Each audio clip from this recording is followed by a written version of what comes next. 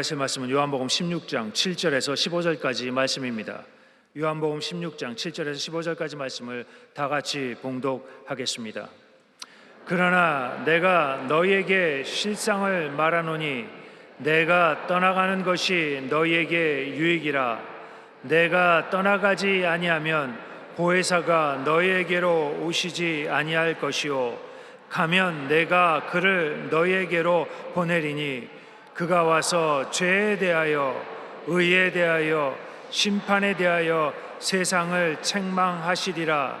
죄에 대하여라 함은 그들이 나를 믿지 아니하며 의에 대하여라 함은 내가 아버지께로 가니 너희가 다시 나를 보지 못하며 심판에 대하여라 함은 이 세상 임금이 심판을 받았음이라.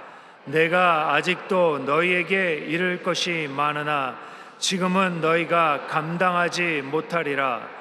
그러나 진리의 성령이 오시면 그가 너희를 모든 진리 가운데로 인도하시리니 그가 스스로 말하지 않고 오직 들은 것을 말하며 장래 일을 너희에게 알리시리라. 그가 내 영광을 나타내리니 내 것을 가지고 너희에게 알리시겠음이라. 무릇 아버지께 있는 것은 다 내 것이라. 그러므로 내가 말하기를 그가 내 것을 가지고 너희에게 알리시리라 하였노라. 아멘. 바리새인이요 유대인의 지도자 중에 니고데모라 하는 사람이 있었는데 그가 밤에 예수님을 찾아왔습니다. 예수님께서 그에게 말씀하시기를 사람이 물과 성령으로 나지 아니하면 하나님 나라에 들어갈 수 없느니라. 육으로 난 것은 육이요 영으로 난 것은 영이니 내가 너에게 거듭나야 하겠다 하는 말을 놀랍게 여기지 말라. 바람이 임의로 불매 내가 그 소리는 들어도 어디서 와서 어디로 가는지 알지 못하나니 성령으로 난 사람도 다 그러하니라고 하셨습니다. 누구든지 예수를 믿고 이 구주로 영접하면 그 사람은 성령으로 거듭나게 되고 성령께서 그 사람 안에 거하시는 것입니다. 그러면 예수님께서 성령님을 가리켜 또 다른 보혜사라고 소개하셨습니다. 내가 아버지께 구하겠사니 그가 또 다른 보혜사를 너희에게 주사 영원토록 너희와 함께 있게 하시리니. 그러므로 첫 번째 보혜사는 예수님이십니다. 예수님께서는 내가 처음 보혜사 아니냐, 내가 너를 3년 동안 인도하고 가르치고 보호하고 돌보고 도움이 되지 않았느냐. 처음 보혜사인 나는 십자가에 죽었다가 부활해서 승진할 것이지만 내가 또 다른 보혜사를 보내주겠다, 그렇게 말씀하신 것입니다. 여기서 또 다른 보혜사는 바로 성령을 말하는 것입니다.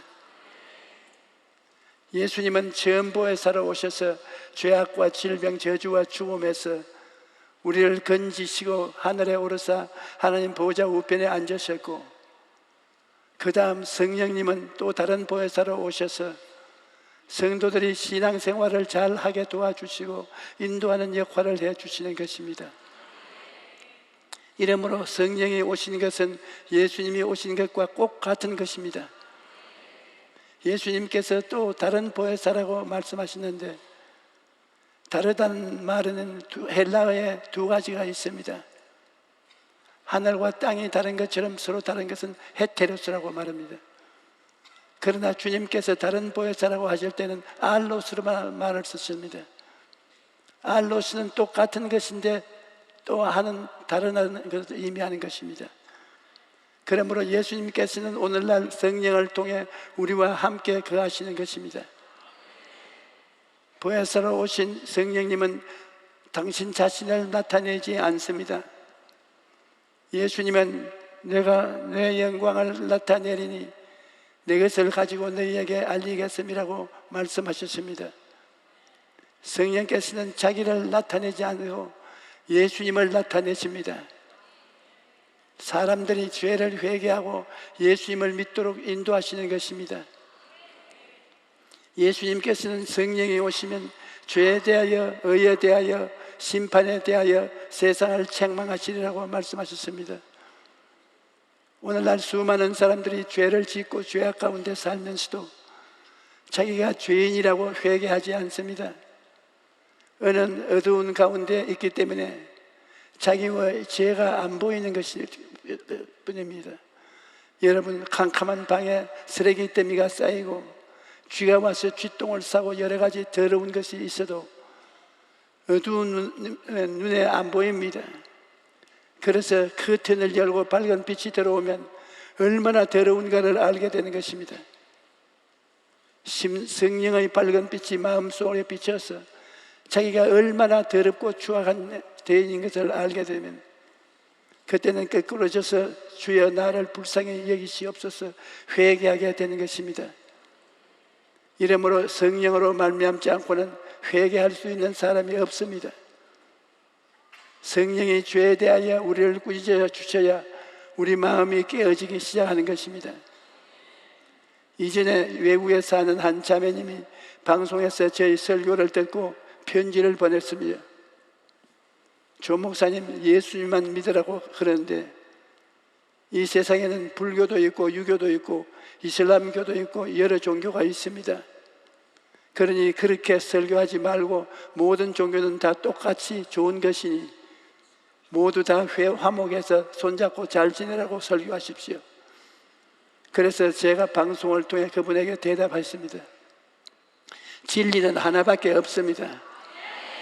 천지를 지으신 하나님은 한 분이시고 그 하나님께서 예수 그리스도를 보내셔서 예수님이 우리를 위해 십자가에 못 박혀 죽으심으로 우리 죄를 대속하셨으니 천한 인간의 구원의 길은 예수님밖에 없습니다. 제가 그렇게 대답을 했습니다만 그러나 그것을 깨닫게 하시는 분은 성령님이신 것입니다. 고린도전서 12장 3절에 그러므로 내가 너희에게 알리노니 하나님의 영으로 말하는 자는 누구든지 예수를 저주할 자라 하지 아니하고 또 성령으로 아니하고는 누구든지 예수를 주시라고 할 수 없느니라고 했습니다. 제가 수많은 사람들에게 개인 전도를 했지만 어떤 때는 너무 답답해서 가슴을 치게 됩니다. 아무리 말을 해도 주먹으로 바벨을 치는 것입니다. 성령이 역사하지 않으면 십자가의 도가 어리석게 보이는 것입니다. 그러나 구원을 얻은 자에게는 십자가의 도가 하나님의 지혜요 하나님의 능력으로 믿어지는 것입니다. 여러분, 이 십자가의 도를 알고 믿게 된 것은 여러분의 힘으로 알게 된 것이 아니라 보혜사 성령께서 깨닫게 해주신 것을 알게 되시기를 바랍니다. 여러분, 누구든지 예수님을 구주로 모시면 순식간에 성령님이 그 사람 안에, 그 사람이 성령 안에 안기게 되는 것입니다. 예수님께서 친히 말씀하시기를 내가 너희를 고아와 같이 버려주지 아니하고 너희에게로 오리라고 하셨습니다. 성령 없이는 모두 다 고아와 같이 되어버리고 마는 것입니다. 처음 보혜사이신 예수님 없이는 구원받을 수 없는 것처럼 두 번째 오신 보혜사 성령 없이는 이 세상에서 성공적인 신앙생활을 할 수가 없습니다. 성령께서는 강한 바람같이 불의의 혀같이 갈라지는 능력으로 마가의 다락방에 임한 이후로부터 시작하여 오늘까지 우리와 함께 계십니다. 마치 대기가 지구를 덮음과 같이 물이 바다를 덮음과 같이 성령님은 우리와 함께 계시는 것입니다. 눈에 안 보이는 공기가 있어서 우리가 숨을 쉬고 사는 것처럼 성령님은 눈에 안 보이지만은 우리와 같이 계시는 것입니다. 어린아이가 어머니 뱃속에서 태어나자마자 공기와 그 아이의 뱃속에 가득 차고 공기가 바람이 부는 것처럼 아이를 둘러쌉니다. 그리고 아이가 죽어서 이 지구를 떠날 때까지 함께 있는 것입니다. 이와 같이 우리가 예수를 구주로 믿고 하나님의 자녀로 태어날 때 바람 같은 성령께서 우리 안에 들어오시고 우리를 떠나지 않고 영원히 함께 하시는 것입니다. 영은 헬라어로 바람이라는 뜻도 가지고 있습니다. 성령께서 오시면 바람이 지구를 안고 있는 것처럼 성령께서 중생한 성도들을 끌어안고 계시는 것입니다. 그리고 바람으로 공기가 움직임같이 성령께서 구원받은 성도들을 얼싸안고 역사하시는 것입니다. 성령님은 이와 같이 우리와 함께 계시면서 우리를 도와주시는 것입니다. 예수님께서는 성령님을 가리켜 보혜사라고 말씀하셨습니다. 보혜사는 헬라어로 파라클레토스인데 부름을 받아 돕기 위하여 곁에 와 있는 자라는 뜻입니다. 오늘 여러분의 곁에 성령께서 돕기 위하여 함께 계신다는 것을 알아야 합니다. 혹시 여러분 중에 나는 연약해서 기도도 잘 못하고 믿음도 약하고 순종도 잘 못하고 전도도 잘 못합니다, 그렇게 말하는 분이 있습니까? 그렇다면 성령님을 의지하십시오. 성령께서 여러분을 돕기 위해 하나님께로부터 보내심을 받아서 여러분과 함께 계시는 것입니다. 그러면 성령께서 어떠한 면에서 우리를 도와주실까요? 성령님은 우리가 죄를 깨닫고 회개하고 거룩하게 살 수 있도록 도와주십니다. 여러분, 성령으로 말미암지 않고는 회개가 안 됩니다. 성령이 역사하지 아니하면 죄를 짓고도 회개 안 해요. 남편 미워한 것, 아내 속인 것, 그렇지 않으면 서로 비난한 것, 이와 같이 조그마한 죄야 무슨 상관이 있으려고 이렇게 죄를 가볍게 생각합니다. 그러나 여러분, 큰 방축이 바늘 구멍으로부터 무너지기 시작하는 것입니다. 포도원의 작은 여우를 잡으라고 말씀했습니다. 작은 여우가 와서 포도원 뿌리를 다 삭둑삭둑 잘라버리는 것입니다. 오늘 여러분과 내 마음 가운데 있는 적은 미움과 작은 불평, 작은 거짓말, 이러한 것들이 여러분과 나의 생애 속에 하나님과 우리 사이를 멀게 만드는 것입니다. 그런데 성령이 오시면, 우리 마음을 비추면 이러한 것을 다 뿌리 뽑고 회개하고 자복하게 되는 것입니다. 그리하여 이와 진리의 거룩한 생활을 하게 되는 것입니다. 또 성령님은 기도를 도와주십니다. 로마서 8장 26절에 이와 같이 성령도 우리 연약함을 도우시나니 우리는 마땅히 기도할 바를 알지 못하나 오직 성령이 말할 수 없는 탄식으로 우리를 위하여 친히 간구하시나라고 말씀합니다. 여러분, 인간의 힘으로 기도하라면 5분 내지 10분 하고 기도하면 그로써 그칩니다. 적어도 30분, 1시간 이상 기도하려면 성령의 도우심이 필요한 것입니다. 많은 사람들이 제게 말합니다. 조 목사님, 지금까지 목회하며 세계 최대의 교회를 세운 중에서 가장 어려운 것이 무엇입니까? 그러면 나는 서슴지 않고 대답합니다. 나의 목회 생활에서 가장 힘든 것은 기도입니다. 기도하지 않고는 절대로 수십만 명이 넘는 성도들을 이끌어가지 못합니다. 기도하지 않으면 마귀가 와서 4분 5열 시켜버리고 맙니다. 그러므로 내게 가장 큰 책임은 기도하는 책임이요, 가장 힘든 것도 기도하는 것입니다. 이 많은 성도들을 먹이려면 바쁠 때는 3시간, 보통 5시간을 매일같이 기도해야 됩니다. 그런데 3시간 이상 5시간 기도하는 것은 성령이 도와주지 않고는 할 수가 없는 것입니다.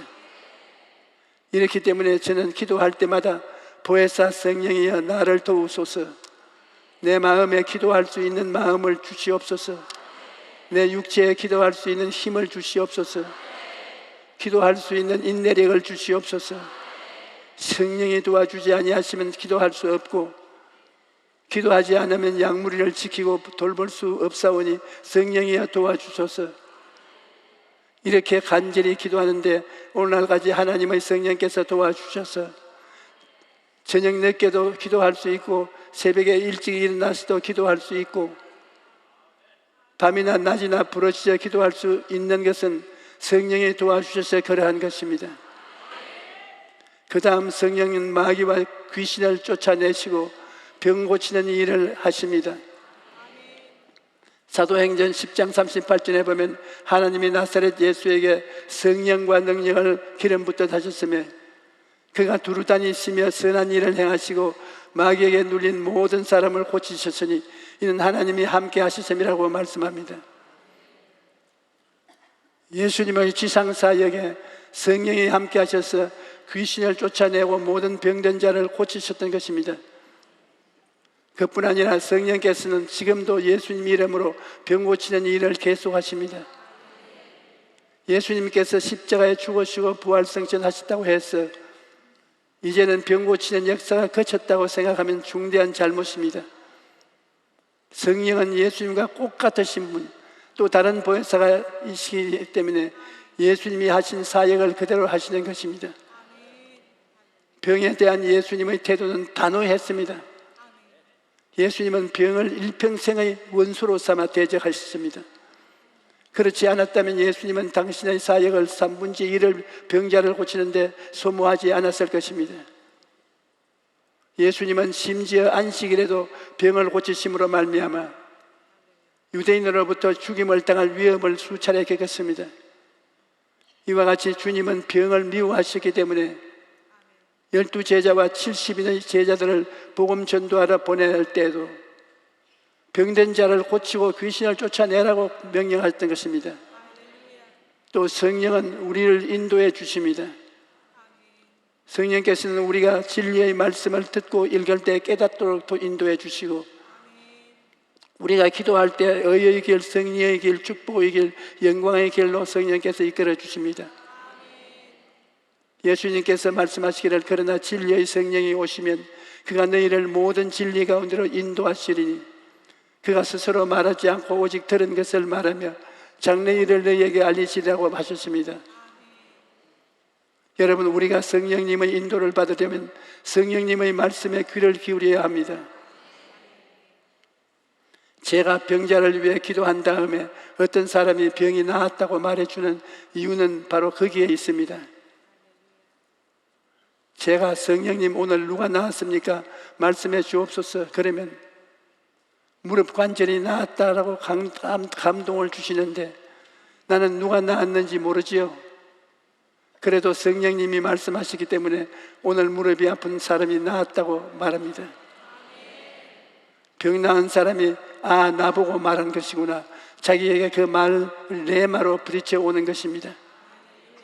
이와 같이 성령님은 기도할 때 우리 심령에 말씀하시고 또 성경을 통해 우리에게 말씀하시는 것입니다.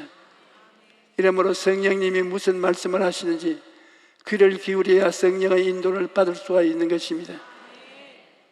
그 다음 성령님은 여러 가지 은사를 주셔서 하나님의 일을 하도록 도와주시는 것입니다. 성령께서는 각종 은사를 주셔서 우리 사람의 힘이 아닌 하나님의 능력을 의지해서 전도하고 하나님 나라를 발전시킬 수 있도록 도와주시는 것입니다. 저는 정말 성령님이 지혜와 총명과 모략과 재능을 주시는데 감탄하지 않을 수가 없습니다. 제가 60년 넘게 목회를 하고 있는데 성경책 한 권으로 60년 이상 설교했으니 할 만큼 다 했을 것입니다.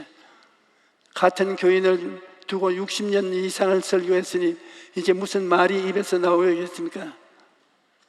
인간의 지혜로는 한계점에 도달한 것입니다.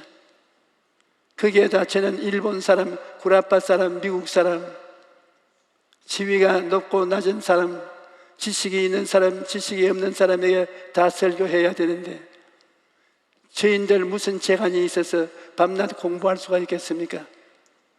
그러나 놀라운 것은 하나님의 성령께서 나의 지혜가 되시고 나의 총명이 되시고 모략이 되시고 재능이 되신다는 것입니다.